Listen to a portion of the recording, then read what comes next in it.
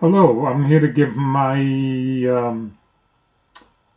thoughts about 2001: A Space Odyssey.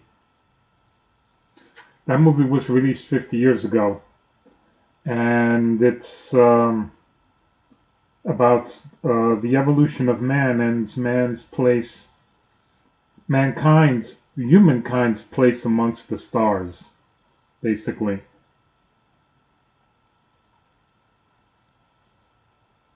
And here's some behind-the-scene footage.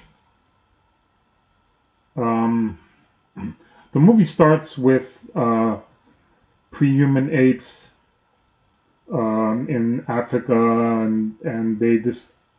and a black flat rectangle called a monolith appears before them, and it after that happens, the apes touch it.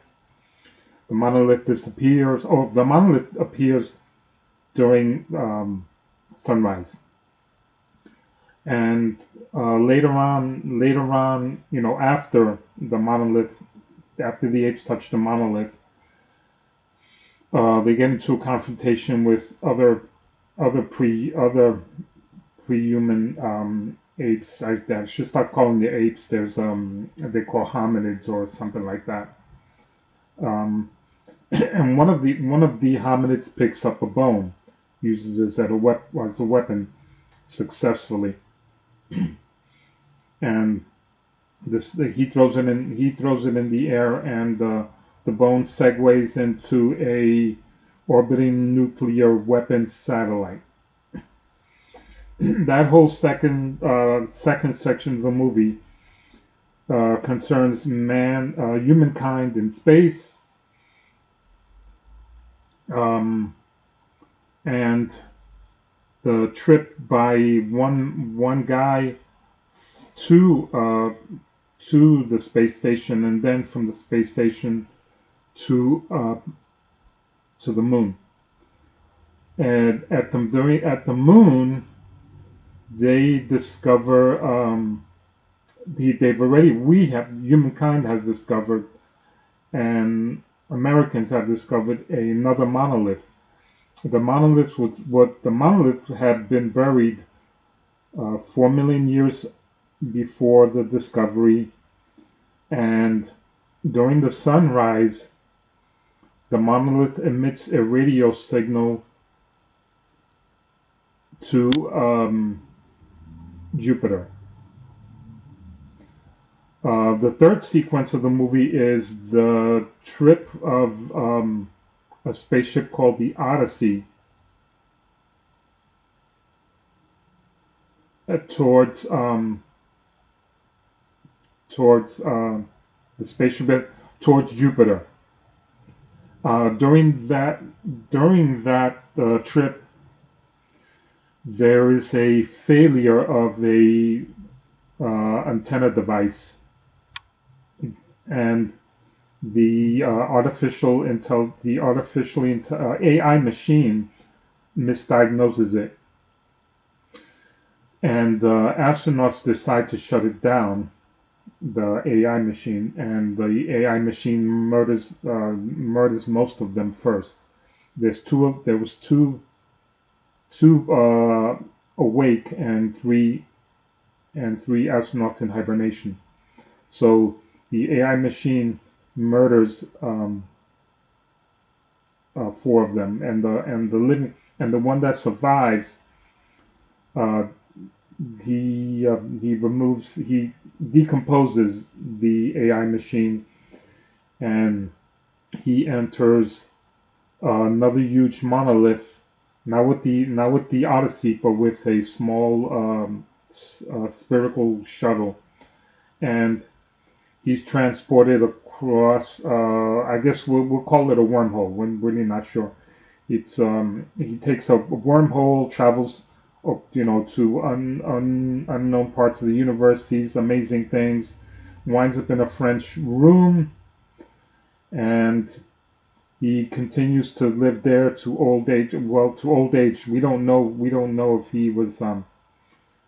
he lived through old age or he was transitioned to old age, quickly by a superpower intelligence being the monolith. We think. None of this is explained. Oh, the only thing I can tell you is here's the monolith, the space station. That's the artificial intelligence, and this is one of the astronauts that is killed. So the main clue to what the movie is about is the songs. The movie ends, or actually begins with this song. This song is called "Thus Spoke Zarathustra." This song is based on a book written by Friedrich Nietzsche. Friedrich Nietzsche wrote a book about a guy called Zarathustra, and in the book, the central idea of Zarathustra occurred to him by a pyramidal block of stone on the shores of Lake Silvaplana. And here's the picture right here. So it concludes, the book kind of concludes with the idea of an Ultraman, humans becoming improved, better, stronger, ultra human, right? Becoming more improved than we are. This song plays at the beginning. Blue Danube is a song that plays in the middle, and that song starts with the sequence of the space station. So that song is actually about a river and the travels. I'm not sure how to conclude that, what that song concludes to. But I think it's our hubris. The song, that whole sequence relates to our own hubris and our false sense of superiority, because we think we're at the top of the food chain and conquering, and we're not even close, as determined by the AL9, by the AI computer AL9000. My hope, I have, none of the questions are really answered. When you think about it, the astronauts were quick to betray their computer with that misdiagnosis of the part. Maybe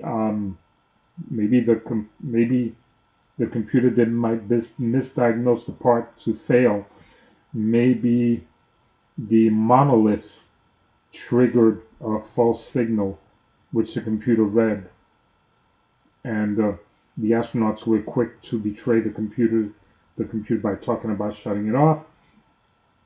In any case, the movie ends with the dying astronaut Bowman becoming a newborn. I'm not gonna say a baby, although it looks like a baby. It's supposed to be something else. It's supposed to be Uberman,